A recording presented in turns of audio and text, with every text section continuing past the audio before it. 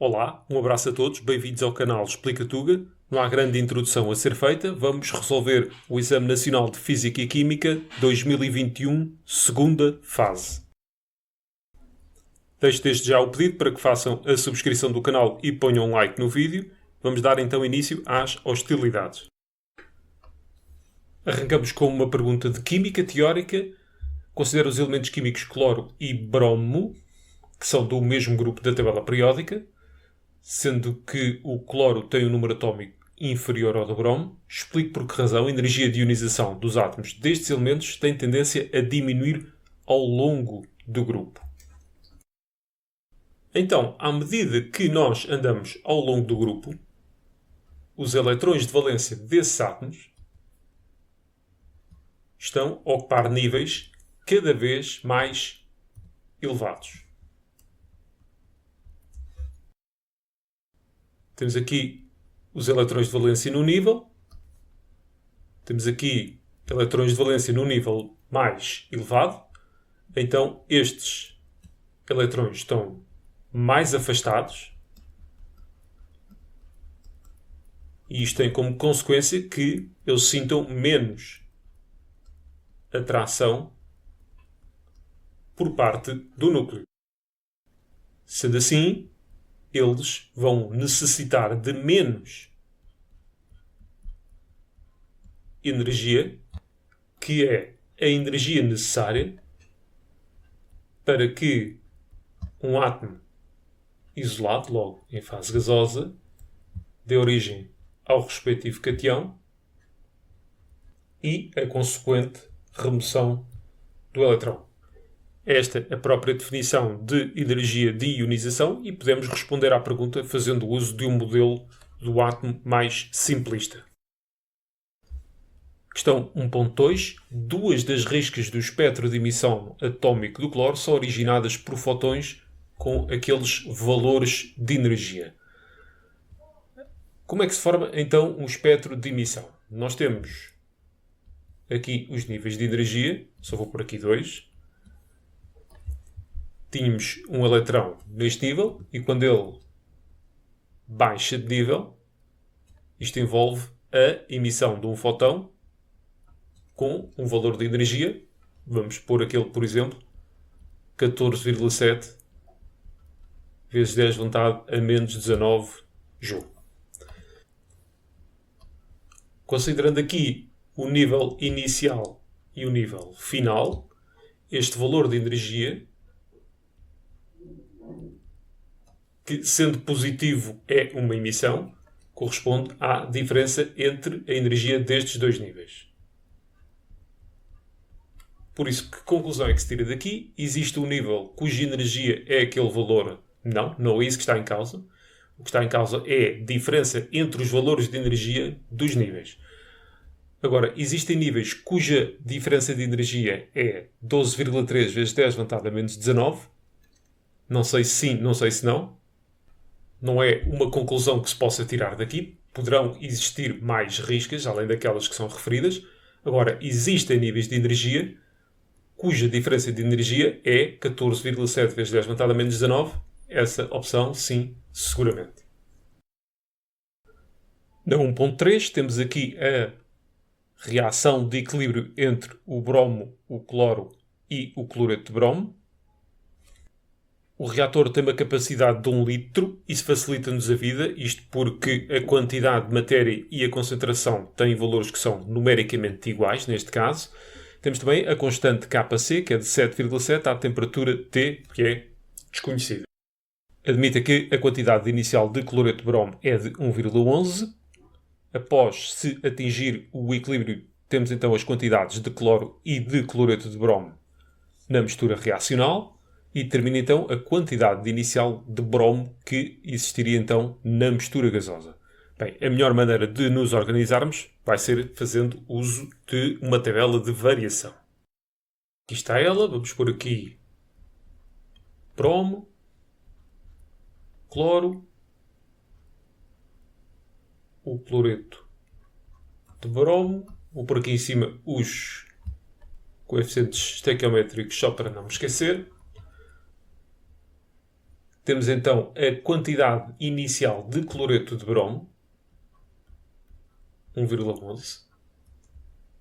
Estas concentrações iniciais de bromo e de cloro são desconhecidas. Aliás, uma delas é exatamente o objetivo da questão. Já agora usei aqui 1,11 na tabela de concentração exatamente por causa da questão do volume ser 1 litro. Temos as quantidades de cloro e de cloreto de bromo no equilíbrio, 0,25 e aqui 0,80. Isto, mais uma vez, fazendo uso daquele volume de 1 litro. E eu reparo agora que a nossa reação está a evoluir no sentido inverso. Ou seja, está a consumir-se cloreto de bromo. Atenção ao coeficiente estequiométrico, que é 2. Por isso temos por aqui menos 2x. E vamos ter formação de cloro e de bromo. Primeiro passo, vou descobrir a concentração de bromo no equilíbrio. E para isso vou usar o nosso Kc, que é de 7,7.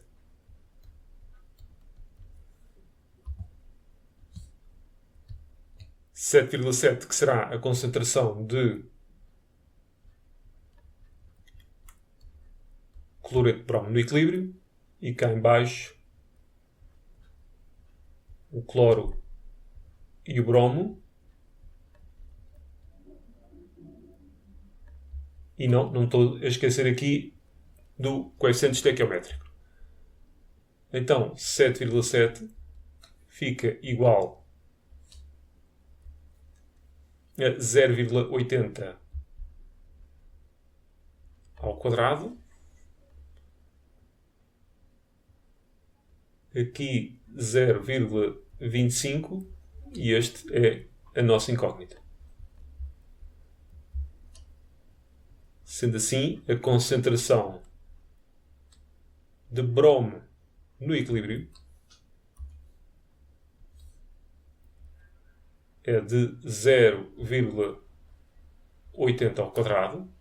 E aqui 7,7 vezes 0,25. Ficamos com o valor de 0,332 moles por decímetro cúbico, que eu vou acrescentar aqui.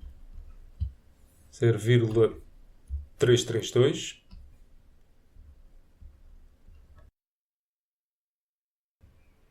Em segundo lugar, vou calcular o valor de x através da variação do cloreto de bromo. 1,11 menos 2x igual a 0,80, de onde o x será igual a 1,11 menos 0,80 sobre 2. Ficamos com 0,15 moles por decímetro cúbico e, finalmente, podemos então descobrir aquilo que nos pediam, que era a quantidade inicial de bromo. Então, basta fazer o nosso 0,332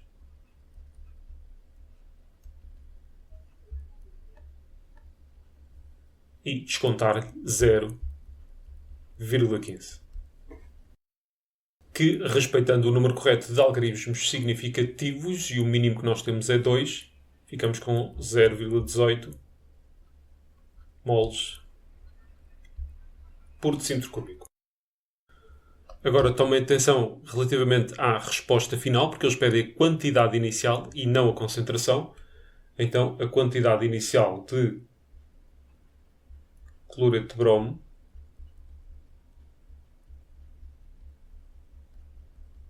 é numericamente igual à concentração, mas com unidades diferentes, neste caso, moles. 1.3.2 admite que, uma vez atingido o estado de equilíbrio à temperatura T, ocorre um aumento de temperatura. Ora, antes de respondermos a isto, se calhar é melhor darmos uma vista de olhos ao início do enunciado, isto porque a nossa reação é exotérmica.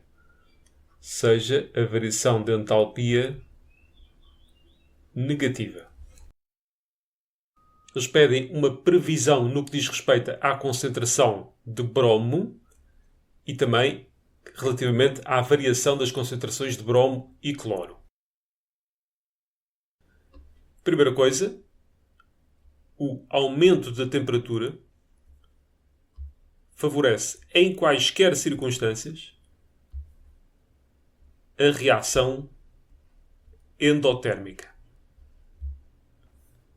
O que neste caso, sendo a nossa reação exotérmica, entenda-se no sentido direto, então estamos a favorecer a reação no sentido inverso. Sendo assim, o que é que está a acontecer? Está a acontecer uma diminuição da concentração de cloreto de bromo e está a ocorrer um aumento da concentração tanto de cloro como de bromo. Sendo assim, prevê-se que a concentração de bromo aumente, o que põe de parte estas duas. Agora, reparem que o coeficiente estequiométrico tanto do bromo como do cloro são iguais. Logo, a variação que irá ocorrer relativamente ao cloro e ao bromo, também ela será igual. Logo, a resposta correta é a D. Já a variação da concentração de cloreto de bromo, por ter coeficiente estequiométrico 2, seria o dobro relativamente à de cloro e de bromo. Isto, obviamente, em módulo, porque no caso do cloreto de bromo ele está a ser consumido. 2.1, temos a nossa boa e velha Estação Espacial Internacional. É-nos dito que ela descreve uma órbita aproximadamente circular à volta da Terra e a uma altitude cerca de 15 vezes inferior ao raio da Terra. Já vamos voltar aqui. E queremos então uma relação entre o modo de aceleração da Estação Espacial Internacional e o modo de aceleração gravítica à superfície da Terra.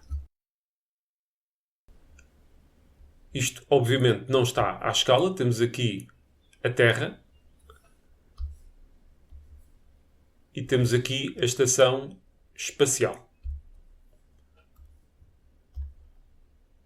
Aqui temos o raio da Terra. E nós sabemos que a altitude, e a altitude tem que ser medida a partir da superfície da Terra, que é igual a um valor que é 15 vezes inferior ao raio da Terra. Ou seja, é igual ao raio da Terra sobre 15. Sendo assim, qual é o raio orbital da Estação Espacial? Será raio da Terra mais raio da Terra sobre 15. Pondo isto no mesmo denominador, ficamos com 16 vezes o raio da Terra sobre 15. Agora, por um lado, temos a segunda lei de Newton e temos a força gravítica, que é dada pela massa do corpo em questão, a massa do outro corpo, neste caso será a massa da Terra, constante de gravitação universal, sobre o quadrado da distância desse corpo ao centro da Terra, que eu vou chamar aqui de R, neste caso, ao quadrado. Comparando a de cima com a de baixo, facilmente se conclui que a componente da aceleração é dada simplesmente pela massa da Terra, constante de gravitação universal, sobre o quadrado da distância. Sendo assim, à superfície da Terra, que é o nosso bom e velho Q,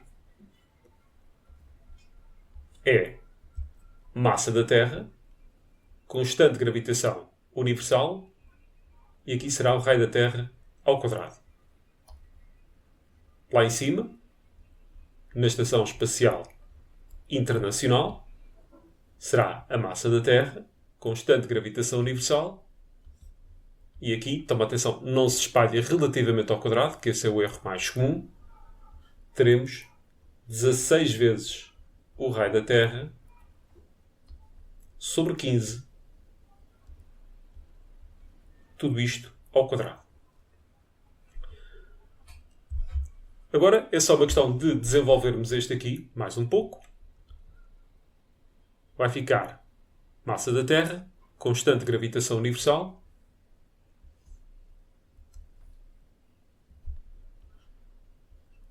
(16 sobre 15 ao quadrado, raio da Terra ao quadrado. Agora é só uma questão de pôr em evidência aquilo que corresponde à aceleração da gravidade, que é massa da Terra, constante gravitação universal sobre o raio da Terra ao quadrado, vezes, agora, dividir pelo quadrado de 16 sobre 15 é a mesma coisa que multiplicar pelo seu inverso.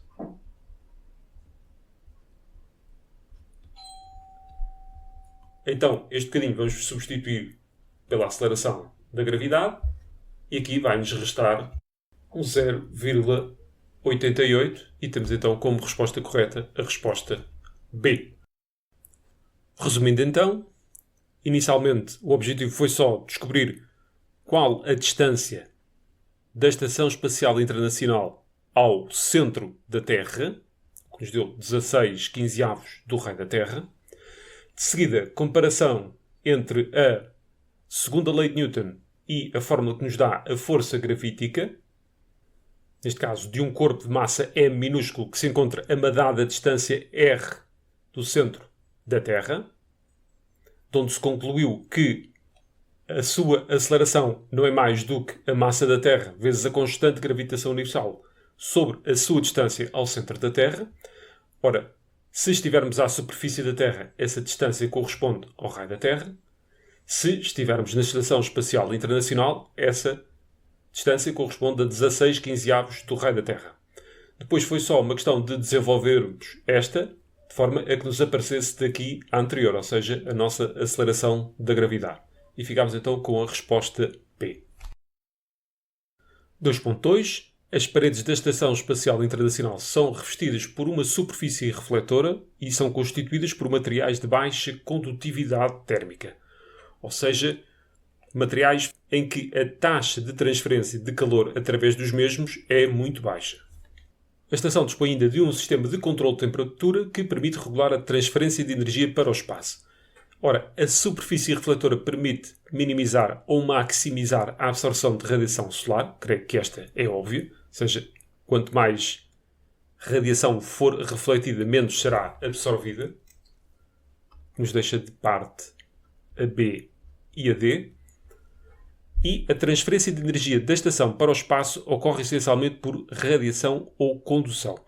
Ora, a condução, que é típica dos materiais sólidos, consiste na transferência de energia entre moléculas e átomos vizinhos, ou seja, não vai ocorrer transferência de matéria. Ora, no espaço não temos absolutamente nada, por isso a única forma possível de transferir energia é através da radiação, isto porque esta não exige um meio físico para que ocorra. Sendo assim, a resposta correta será a resposta A.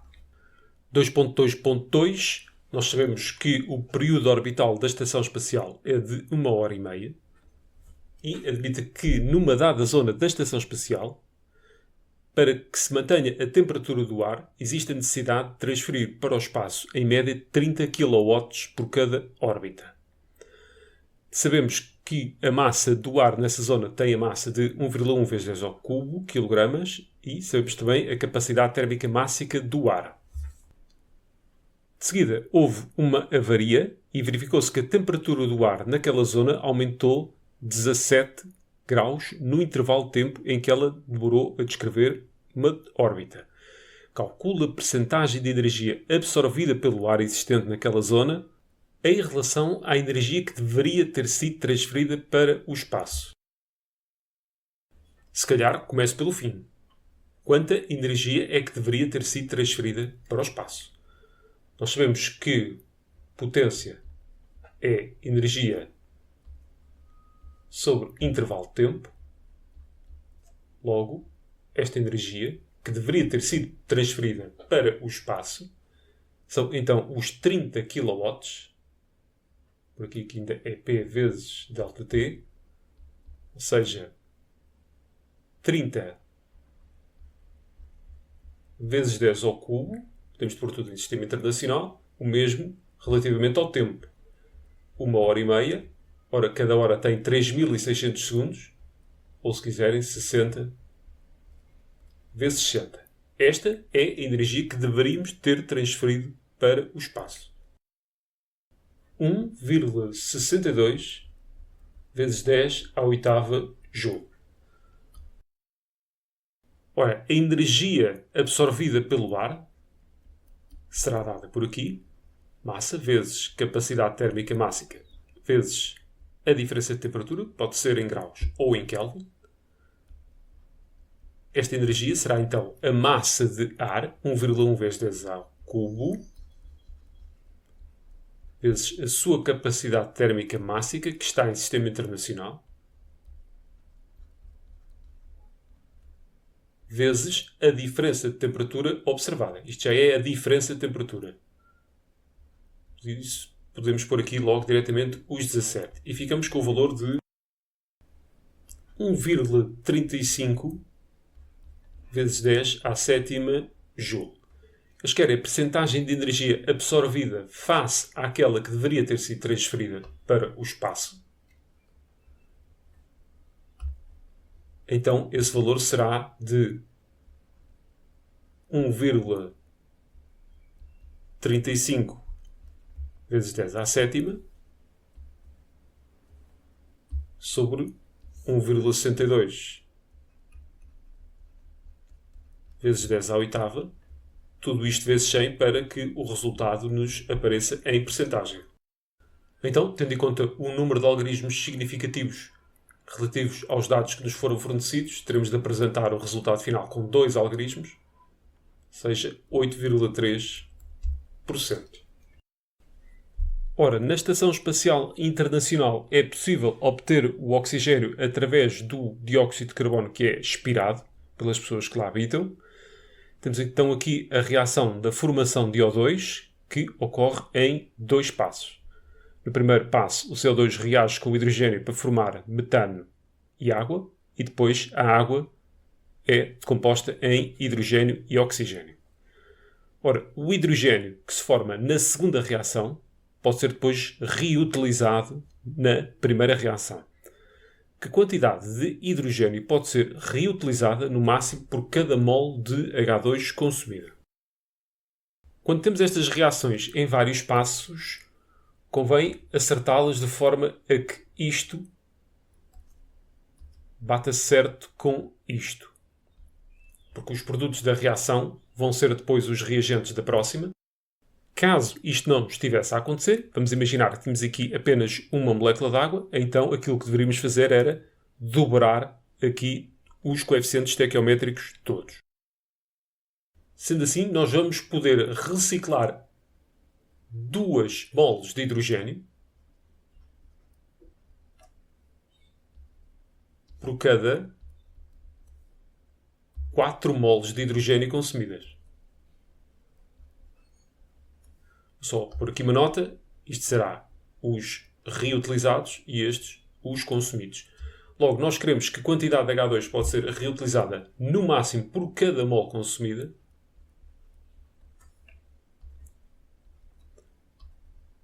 E ficamos então com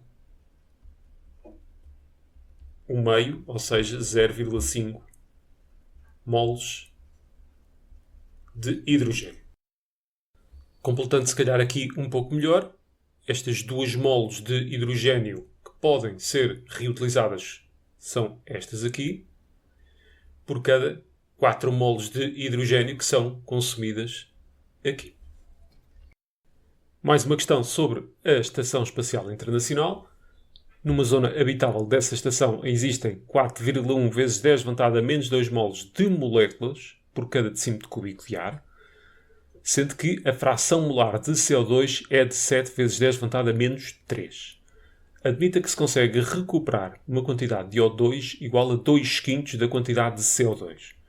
Ora, determina o volume de ar necessário para se conseguir recuperar 1 grama de O2. Creio que a melhor abordagem a este exercício será começarmos por uma amostra de 1 decímetro cúbico de ar, descobrirmos quantas moléculas de CO2 é que estarão lá, a partir daí descobrir a quantidade de O2 que se poderia recuperar a partir de 1 decímetro cúbico e depois, no fim, fazer a proporção para descobrir então o volume de ar necessário para recuperar 1 grama. Então nós temos o número de moles de moléculas, que é 4,1 vezes 10 elevado a menos 2. Isto é o que está presente num decímetro cúbico de ar. Aplicando aqui a fração molar de CO2, podemos já descobrir daqui o número de moles de CO2, que será 4,1 vezes 10 elevado a menos 2 vezes 7 vezes 10 elevado a menos 3. Ou seja, 2,87 vezes 10 elevado a menos 4 moles. Então, o número de moles de O2 que se consegue recuperar a partir daqui será 2 quintos desta quantidade. 2,87 vezes 10 elevado a menos 4, o que dará 1,15 vezes 10 elevado a menos 4 moles. Sendo assim, para depois fazer a proporção com aquele 1 grama de O2, se calhar vamos já passar isto para massa. Massa de O2. Lembrar aqui que massa molar M sobre N, onde a massa será a massa molar vezes a quantidade de matéria. Ou seja, é só multiplicar aquilo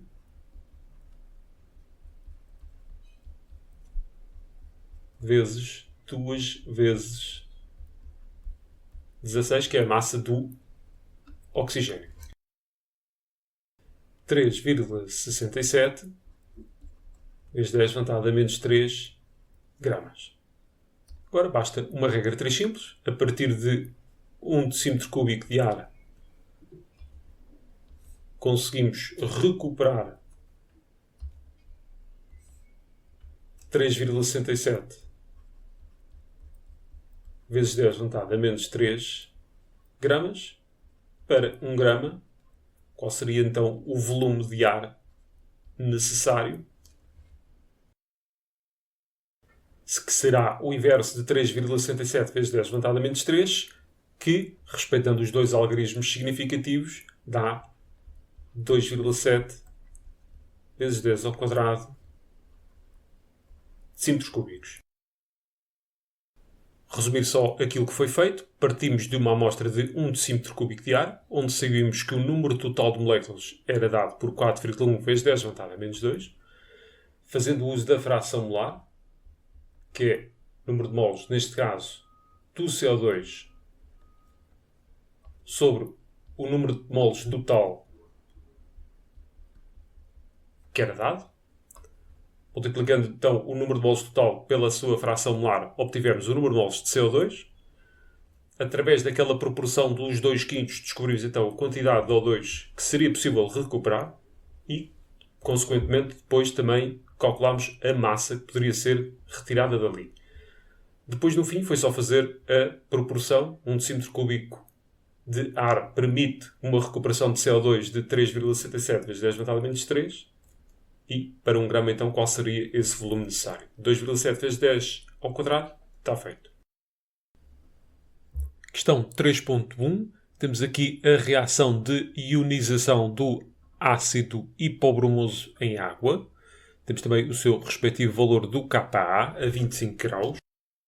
É-nos dito que o ácido hipobromoso tem uma ação antimicrobiana mais eficaz do que esta espécie, que não é mais do que a sua base conjugada. Ora, um aumento de pH vai favorecer a reação, para já direta ou inversa. Um aumento de pH consiste numa diminuição da concentração de H3 ou mais. Sendo assim, pelo princípio de Le Chatelier, o sistema vai evoluir no sentido de repor, então, o H3 ou mais. E para isso, tem de favorecer, então, a reação no sentido direto. Vou eliminar a B e a C. Agora, aumentando a eficácia antimicrobiana ou diminuindo. Ora, é na sua forma ácida que ele tem uma maior ação antimicrobiana. E reparem que, ao favorecermos a reação direta, estamos a diminuir a sua concentração.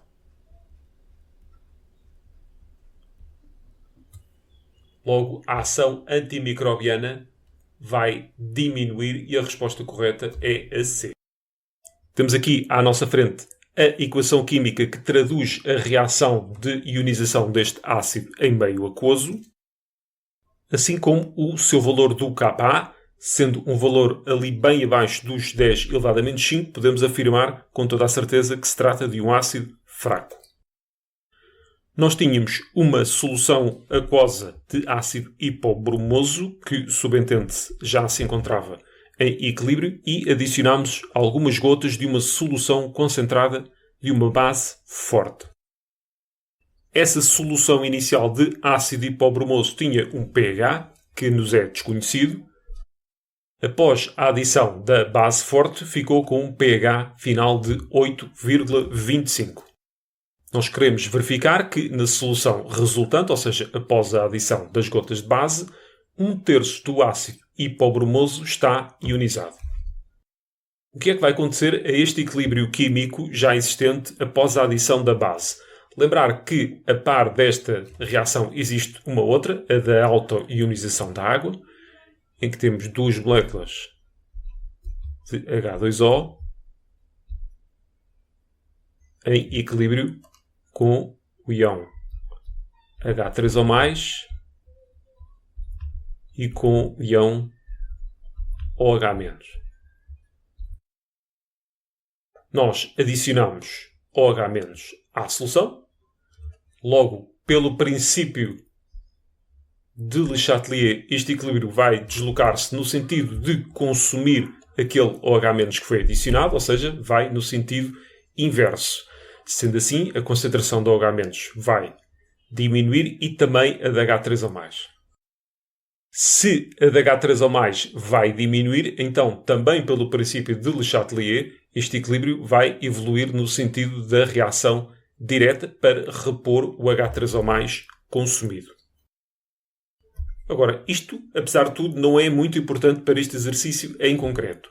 O que é importante perceber é o seguinte. Aquele HBRO inicial, ou seja, antes da primeira solução se encontrar em equilíbrio, onde é que ele agora anda? Parte dele existe na forma de HBRO no equilíbrio, ou seja, não ionizado. E a outra parte ionizou-se, dando origem a BR ou menos.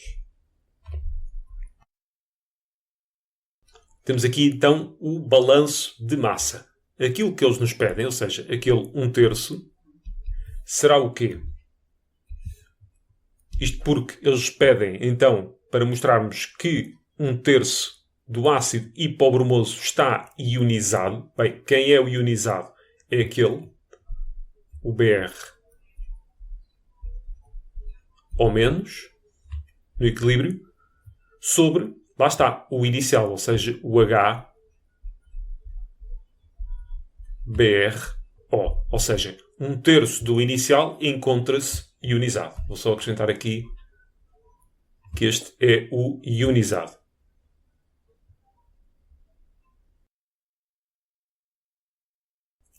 Agora, vamos ver a informação que é possível tirar do nosso Ka. Ka, para esta reação, é a concentração de Br ou menos no equilíbrio, concentração do íon H3 ou mais também no equilíbrio, sobre a concentração de HBrO no equilíbrio. O Ka é dado a concentração de H3 ou mais a partir do momento em que temos o pH final é dada por 10 elevado a menos pH, ou seja, 10 elevado a menos 8,25. Então podemos tirar daqui uma relação entre o HBrO no equilíbrio e o BrO menos no equilíbrio. Então, 2,8 vezes 10 elevado a menos 9 não é mais que a concentração de BrO menos no equilíbrio vezes 10 elevado a menos 8,25 sobre a concentração de HBrO no equilíbrio. Faço agora uma pausa disto e volto aqui a este lado, porque nós podemos deixar cá em cima o nosso BrO menos e cá em baixo o inicial pode ser então a soma destes dois. HBrO no equilíbrio mais a do Br ou menos também no equilíbrio. Agora, se eu chegar aqui e exprimir o HBrO no equilíbrio em função de BrO menos, eu posso substituir ali em baixo e os BrO menos depois vão cortar todos. Vamos fazer isso então. O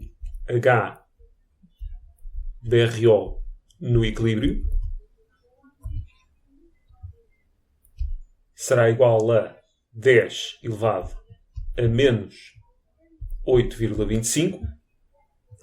Este 2,8 vezes 10 levantado a menos 9. O Ka vem cá para baixo. Tudo isto vezes a do BrO menos no equilíbrio. Feitas as continhas, eu tinha aqui um igual. Será um aproximadamente igual a 2 vezes a concentração de BrO menos no equilíbrio. Vamos então aqui abaixo substituir. Concentração de BrO menos no equilíbrio. Esta aqui então será 2 vezes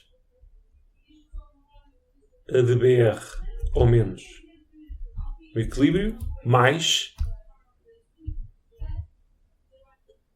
a do BrO menos no equilíbrio. Podemos então cortar isto tudo e ficamos com 1 sobre 2 mais 1,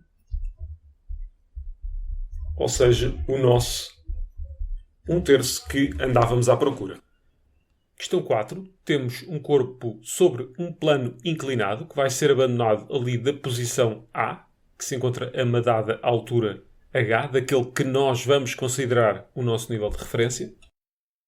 esse corpo acabará por parar aqui algures após percorrer uma certa distância d na horizontal. Depois temos uma série de suposições. Para já é-nos dito aqui também que a figura não se encontra à escala. O corpo pode ser representado pelo seu centro de massa, o modelo da partícula material. E depois, uma coisa importante, não existe atrito entre A e B, mas existe atrito entre B e C. Entre as posições A e C, ou seja, no percurso inteiro, o módulo do trabalho realizado pela força gravítica é igual ao módulo do trabalho realizado pela resultante das forças de atrito. E vamos ter de comprovar esta afirmação explicitando o seu raciocínio. Bem, o que é que eu vou usar aqui? Nós sabemos do 10º ano que o trabalho das forças resultantes é igual à variação da energia cinética. Ora, neste caso, aquilo que nós sabemos é que ele é abandonado da posição A, ou seja, parte com energia cinética nula, porque a velocidade é nula, e ele imobiliza-se em C, onde a sua energia cinética também é nula. Logo, a variação de energia cinética é zero. Bem, que forças é que atuam no corpo? Temos a força gravítica, temos o trabalho da força de atrito e temos ainda, aqui é a somar, o trabalho da força normal. E tudo isto terá de dar zero. Bem, o trabalho da força normal, esse já é nulo, porque a normal faz sempre o ângulo de 90 graus relativamente à direção do movimento. Sendo assim, o trabalho da força gravítica é igual ao simétrico do trabalho da força de atrito e, sendo assim, conclui-se facilmente que serão iguais.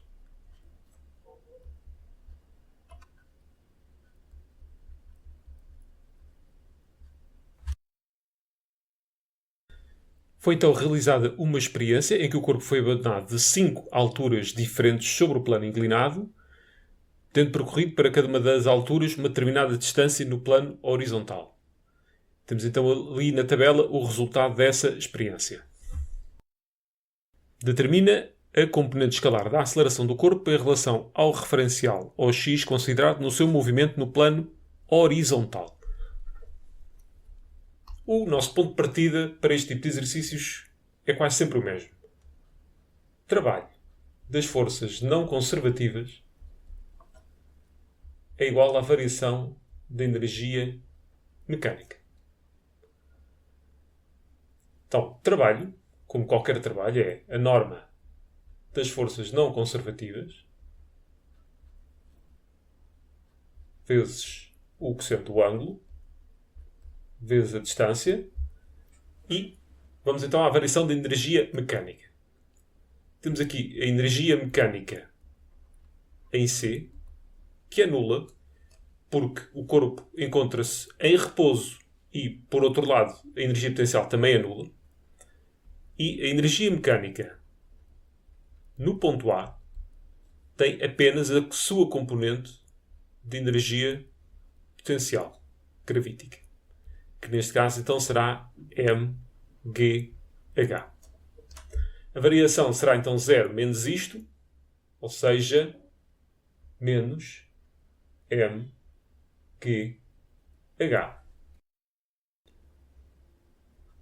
Aqui o nosso quociente de θ, tratando-se da força de atrito, que é o exemplo que estamos a falar da força não conservativa, então será quociente de 180, que terá o valor de menos. Tomem atenção que este menos 1 corta também com aquele sinal negativo, resolvendo isto, por exemplo, em ordem a H. Ficamos com a norma das forças não conservativas, que é a força de atrito neste caso, vezes o D sobre massa vezes aceleração da gravidade. Logo, se nós, através de uma reta de regressão linear, tomarmos a nossa altura como y e o nosso d como x, então o declive dar-nos-á isto. E tomem nota ainda de uma coisa. Porque eles pedem desaceleração. Força é igual a massa vezes aceleração,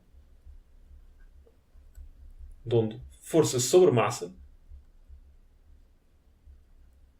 é igual à aceleração.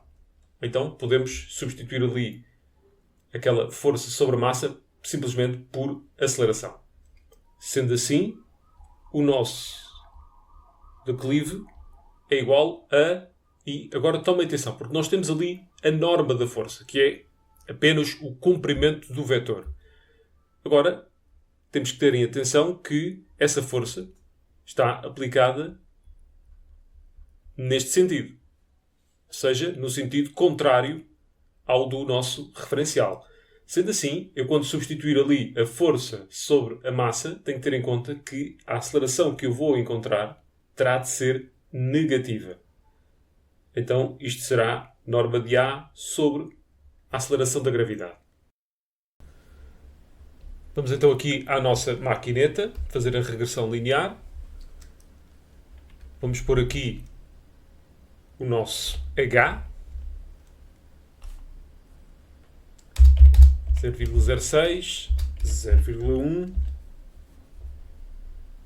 0,14, 0,18 e 0,22. Vamos dar aqui o nome à nossa variável D e preencher o resto da tabela.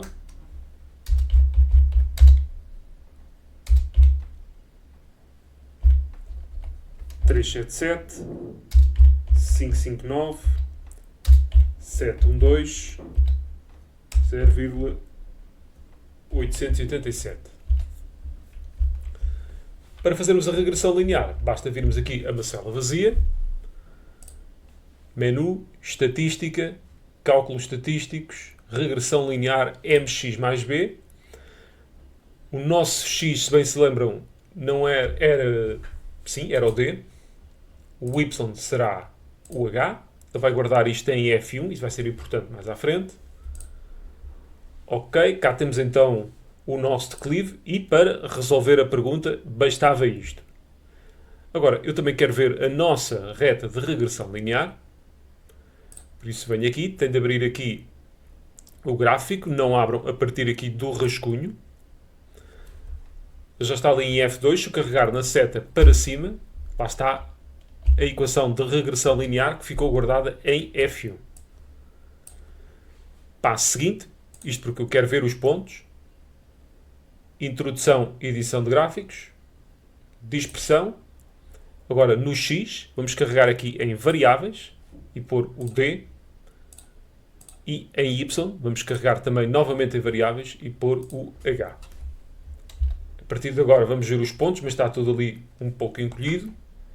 Passo seguinte, menu, janela zoom, zoom de dados. E cá está a nossa reta de regressão linear, juntamente com os pontos. Agora vou só aqui copiar e está feito.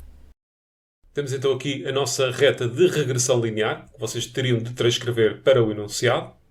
Então o nosso y é o h, o declive 0,24, vezes o nosso x, que é a distância, mais a ordenada na origem. Que eles não levavam mal que vocês não pusessem. Sendo assim, então, o nosso menos a sobre a aceleração da gravidade, que é 10, teria de ser igual a 0,24. Lembrar aqui aquilo que concluímos há pouco, ou seja, que a aceleração, tendo um sentido contrário ao do movimento, teria de ser negativa. Sendo assim, a aceleração é igual a menos 2,4 metros por segundo quadrado. Na figura 2 temos um feixe de luz laser que incide na superfície curva de uma placa semicilíndrica de um vidro, ou seja, exatamente aqui, originando um feixe L2 e depois o que vai acontecer é que, ao mudar, neste caso, de meio, do vidro para o ar, ele vai afastar-se da normal e originar o feixe L3. Considera a mudança de meio de propagação da luz, no qual L1 origina L2, qual é a amplitude do ângulo de refração.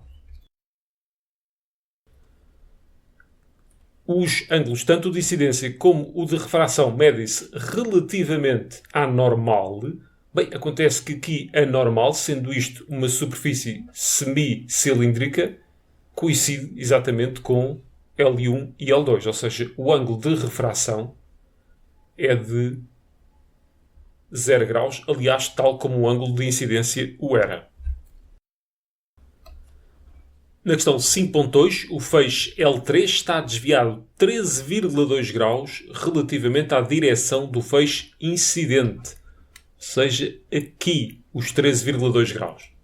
Mas tome atenção que o ângulo de refração esse mede-se relativamente à normal. Ou seja, este é o de 13,2 e o que está azul será o ângulo de refração. Determina o modo de velocidade de propagação da luz no vidro. O índice de refração e a velocidade estão relacionados da seguinte forma. Índice de refração é igual à velocidade da luz sobre V. Mas para termos o N do vidro, precisamos de usar a lei de Snell-Descartes. Vou respeitar ali aqueles números, L2 e L3. Então, seno de θ2 N2 é igual a seno de θ3 N3. 3 é o lado do ar e o índice de refração do ar é 1, se nada nos for dito em contrário. Agora reparem, relativamente ao ângulo de incidência, reparem que ele não é 66, mas sim o complementar de 66, porque os ângulos têm de se medir relativamente à normal. Sendo assim, o ângulo é de 90 menos 66, ou seja, é um ângulo de 24 graus. Já o ângulo de refração, notem que estes dois ângulos são iguais, são ângulos de lados opostos, e se olharmos bem para o nosso ângulo de refração, que é o azul, ele é a soma do verde com o vermelho. Então vamos ter que somar aqui os 13,2 mais os 24, ou seja, 37,2. Sendo assim, ficamos com um índice de refração que é seno de 37,2 sobre seno de 24 graus. 1,486. Olhando para aqui, então a velocidade será C sobre N. Então a velocidade será 3 vezes 10 à oitava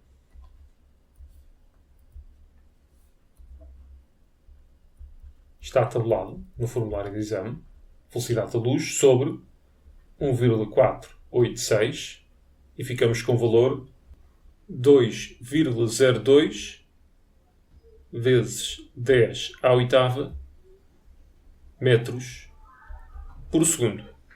Aqui usou-se mais um algarismo significativo relativamente aos dados que nós tínhamos. Aqui então já apresentámos com 3 algarismos significativos, respeitando aqueles que eram os nossos dados iniciais. Questão 6.1. Temos um corpo que desce ao longo de um plano inclinado, em condições tais que as forças dissipativas são desprezáveis. O aumento de energia cinética do corpo é diretamente proporcional à distância ou à velocidade.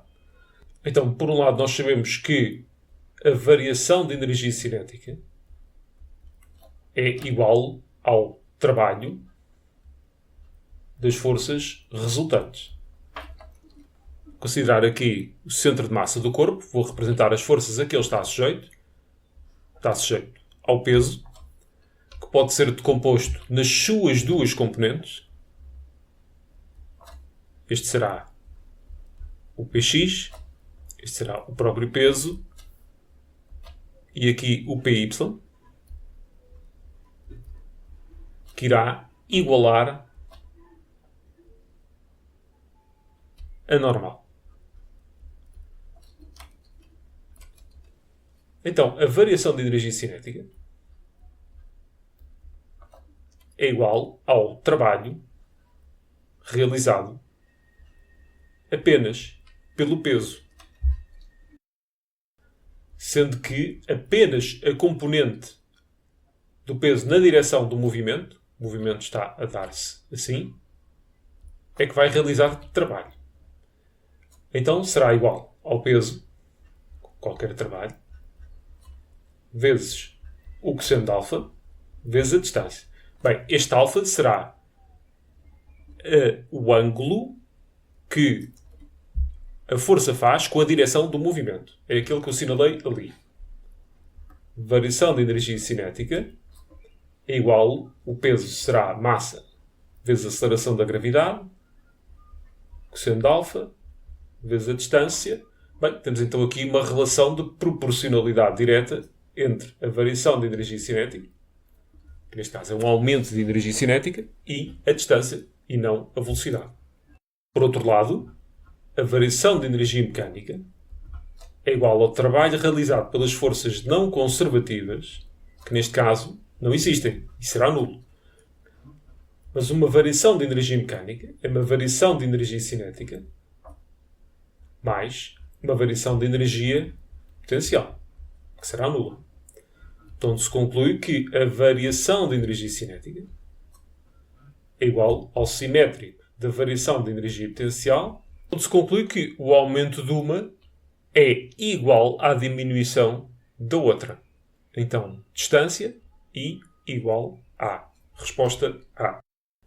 Já agora, eu acabo muitas vezes por usar aqui o peso e força gravítica enquanto sinónimos. É preciso ter atenção que, na verdade, não o são.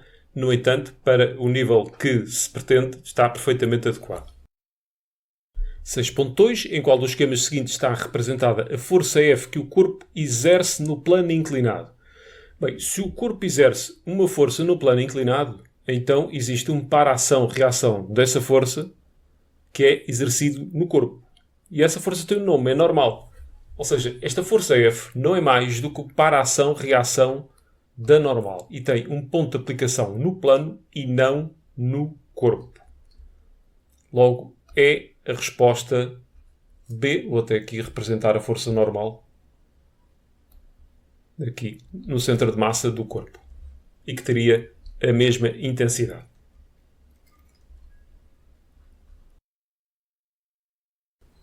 Já agora lembrar que a opção C estaria fora de questão, porque, tal como o nome normal indica, este tipo de forças exerce sempre de forma perpendicular à superfície de contacto.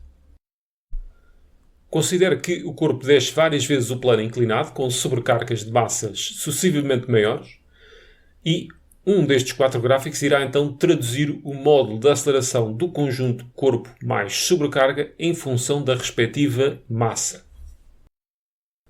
Vamos lá ver uma coisa.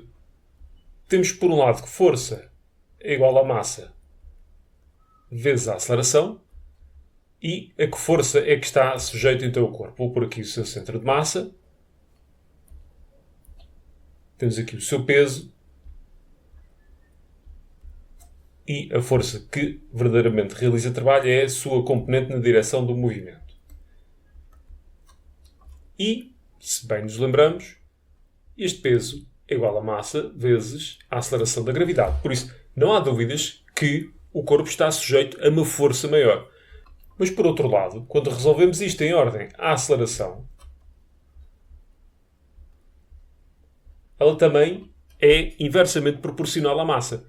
Ora, por um lado, a força a que está sujeito é maior, mas por outro lado, a massa também é maior, isto tudo na mesma proporção, por isso a aceleração é sempre a mesma. Resposta D.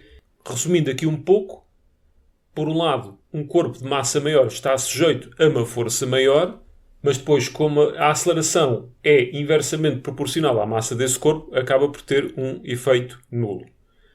Pode imaginar o seguinte cenário. Eu estou a empurrar um caixote de massa M e a força que eu tenho disponível para empurrar o caixote depende da própria massa do caixote. Ou seja, se o caixote fica com maior massa, eu também tenho mais força disponível para empurrá-lo e isso vai produzir uma aceleração idêntica. As baterias e as pilhas são geradores de corrente contínua. Considere duas baterias ideais, ou seja, a sua resistência interna é desprezável, idênticas, e dois componentes puramente resistivos, P e Q, com aqueles valores de resistência. Ou seja, vamos ligar aqui uma pilha e aqui uma resistência qualquer. O valor dessas resistências é de 8 kΩ e 24 kΩ, respectivamente. A energia fornecida a P, relativamente à energia fornecida a Q, no mesmo intervalo de tempo, é. Então, sendo a bateria ideal, a força eletromotriz é igual à diferença de potencial, e nós temos aqui uma resistência R. R será igual a U sobre a intensidade de corrente, ela é de ohm. E por outro lado, estamos a falar então da energia fornecida, isto está relacionado com a potência. E a potência é igual a R vezes I ao quadrado. Ora, eu não quero que isto dependa da intensidade de corrente, por isso vou resolver a de cima em ordem à intensidade de corrente. E fico com U sobre a resistência. Então vamos chegar com R vezes U sobre R. Tudo isto ao quadrado. Uma delas vai cortar. E ficamos com U ao quadrado sobre R. Então, a melhor maneira agora de trabalharmos é a seguinte. Potência, neste caso então, do componente P é igual a U ao quadrado sobre a sua resistência, que é de 8 kΩ, ou seja, 8 vezes 10 ao cubo. O mesmo para Q é igual a U ao quadrado sobre, neste caso, 24 vezes 10 ao cubo. Reparem que o U é o mesmo para ambos. As pilhas são iguais. Se dividirmos, então, a potência dissipada por P sobre a potência dissipada por Q, ficamos com U ao quadrado sobre 8 vezes 10 ao cubo. Ora, dividir por uma fração é o mesmo que multiplicar pelo seu inverso sobre U ao quadrado. Isto corta. Tudo isto corta. Agora, nós queremos isto resolvido em ordem a P, porque é a energia fornecida a P. Ficamos então com P de P é igual a 24 oitavos de P de Q, ou seja, P de P é igual a 3 vezes P de Q. Bem, da potência para a energia, era só agora energia sobre o intervalo de tempo. Multiplicando o intervalo de tempo à esquerda e à direita não ia alterar isto, ou seja, neste caso a de P é 3 vezes maior. Agora, vocês podem perguntar, e com razão, porque fala aqui energia fornecida a P e eu trabalhei com energia dissipada. Bem, se o gerador é ideal não há energia dissipada aqui, logo a energia fornecida a este componente tem que ser toda ela dissipada. Ou seja, serão numericamente iguais, não são bem a mesma coisa. 7.2, voltamos às pilhas. Temos duas pilhas novas, X e Y, com as mesmas características. Agora, a pilha X foi utilizada para alimentar um circuito elétrico durante um intervalo de tempo significativo. Ou seja, a pilha X está usada. E a pilha Y está por usar. Qual dos seguintes gráficos pode traduzir as diferenças de potencial elétrico nos terminais de pilha em função da corrente elétrica? Ou seja, é a sua curva característica, que é dada por U é igual a epsilon menos resistência interna vezes intensidade de corrente, em que esta é a força eletromotriz. Bem, se temos então aqui o nosso Y e aqui o nosso X, então o nosso declive está aqui e é negativo. Por isso é esquecer as duas da direita. Ordenada na origem é a força eletromotriz. Bem, acontece que a força eletromotriz vai diminuindo com o uso da pilha. Logo, a pilha X, que é a que já está usada, terá de ter uma força eletromotriz abaixo da pilha Y. Bem, infelizmente isso não dá para eliminar a A ou a C. Agora, outra coisa que também aumenta com a utilização da pilha é a resistência interna, ou seja, o declive. Nesse caso, então, a pilha X que é usada tem que ter um declive mais acentuado que a pilha Y. Logo, a resposta correta é a A. Dois átomos de nitrogênio ligam-se entre si por uma ligação covalente tripla, formando uma molécula de N2. Os eletrões de valência do átomo de nitrogênio no estado fundamental apresentam então quantos valores de energia diferenciados? E também queremos saber se todos os eletrões ou não se encontram emparelhados. Então, número atómico 7, vamos fazer a configuração eletrónica.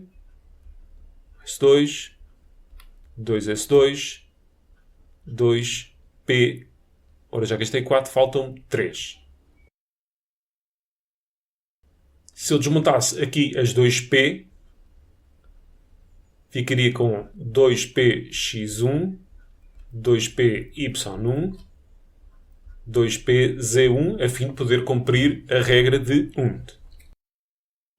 Então, pensando em energia, temos cá em baixo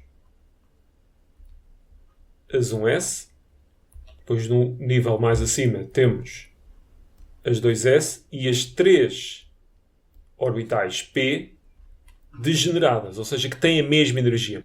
Agora, esta questão tem aqui uma rasteira que pode deitar tudo a perder. Os eletrões de valência, ou seja, é só do último nível. Ou seja, só estão a contar estes, logo são 2 valores de energia diferenciados. Agora, os eletrões estão ou não estão todos emparelhados? Para se cumprir aqui a regra de Und, estes 3 eletrões não estão emparelhados e eles fazem parte da valência, por isso é não estando, resposta B. 8.2, qual é, em média, a massa de uma molécula de N2? E eu respondo já, não é B nem é C. Uma massa de 28 ou de 14 gramas para uma única molécula seria absolutamente ridículo. Vamos começar pela massa molar do N2, que é 2 vezes 14,01, seja 28,02 gramas por mole. Bem, mole de quê? Mole de moléculas. Ou seja, 28,02 gramas corresponde à massa de uma mole de moléculas. Bem, quanto é que tem uma mole de moléculas? Tem 6,02 vezes 10 elevado a 23 moléculas. Eu quero saber a massa de uma única molécula.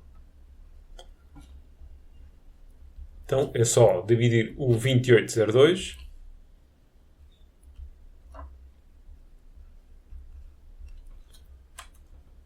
pelo número de Avogadro e ficamos com o valor de 4,65 vezes 10 levantado a menos 23 gramas, resposta A. Questão 9. Temos aqui a molécula de tricloreto de fósforo, utilizando a notação de Lewis, para ver-se que esta molécula apresenta geometria triangular plana ou piramidal trigonal. Começando por aqui. Posso dizer que é piramidal trigonal e vou explicar porquê. Temos aqui o fósforo. Isto vai ficar qualquer coisa assim. Aqui com cloro. Aqui com outro cloro. E aqui com outro cloro.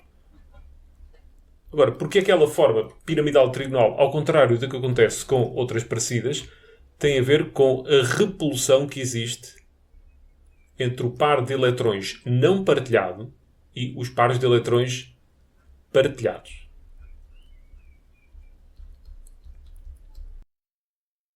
Se tivesse ali, por exemplo, um boro em vez do fósforo, teríamos uma geometria triangular plana, porque não existiria aquela repulsão e os átomos afastariam-se o máximo possível uns dos outros. Estou a falar dos átomos de cloro. Para ver se uma molécula é polar ou apolar, a melhor maneira de pensarem é a seguinte. A partir do momento em que temos uma ligação entre átomos diferentes, aquela partilha não é inteiramente justa. Há quem puxe mais para si os eletrões. E quem puxa mais para si, neste caso, é o cloro. Bem, isso tem a ver com um conceito que se chama eletronegatividade, mas embora que se vocês não soubessem quem é que estava a puxar mais para um lado ou para o outro, não era relevante. É só pensarem em termos de vetores. Vamos por aqui um vetor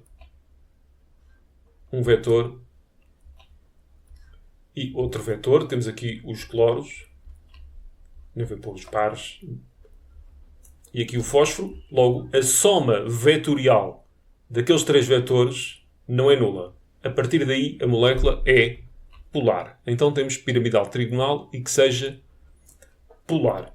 Reparem que se vocês não soubessem que era o cloro que atraía mais para si os eletrões e pusessem a seta ao contrário, não mudava nada em termos de conclusão. Agora, se puséssemos, por exemplo, o boro, ficávamos com para aqui, outro para aqui. Reparem que aquele desenho também é tridimensional. E reparem que a soma vetorial destes três vetores é nula e esta molécula seria apolar, ao contrário daquela que temos aqui. Só vou evidenciar aqui o facto dela ser tridimensional. E, para que fique tudo perfeitinho, esqueci-me de pôr aqui os átomos de cloro. Resumindo, quando temos um átomo central ligado a outros três, o que determina a sua geometria como sendo piramidal, trigonal ou triangular plana é a presença daquele par de eletrões não partilhado, que vai fazer repulsão com os partilhados, que é o que acontece aqui e que não acontece no boro. O boro não tem esse par de eletrões. Para ver se uma molécula é polar ou apolar, basta criarmos ali um conjunto de vetores no sítio das ligações e verificar se a sua soma vetorial é ou não nula. Última questão, e já vai tarde na noite. O íon ClO3- pode transformar-se na espécie ClO2 em condições que envolvem transferência de eletrões. Numa reação em que o íon ClO3- origina então a espécie ClO2, a variação do número de oxidação do cloro. Vamos começar por aqui. O cloro é desconhecido, vamos pôr aqui um X. Cada oxigênio, salvo a exceção dos peróxidos, vale sempre menos 2. E agora temos de igualar a carga do íon. Se fosse uma molécula, igualávamos a 0. Temos então X é igual a menos 1 mais 6 que vem daquele lado, 5. Por aqui a verde agora do ClO2, X mais 2 vezes menos 2 igual a 0, situação que eu estava a falar, x igual a 4. Então, daqui para aqui, houve uma variação do número de oxidação 4 menos 5 a dar menos 1. O que põe de parte estas duas. Agora vamos ver o que é que aconteceu a este. Então, o que aconteceu, se ele ficou mais negativo, quer dizer que ele ganhou eletrões, ou seja, reduziu-se e agiu como espécie oxidante. Então, prevendo-se que o íon Cl O3- atua como oxidante. Resposta B.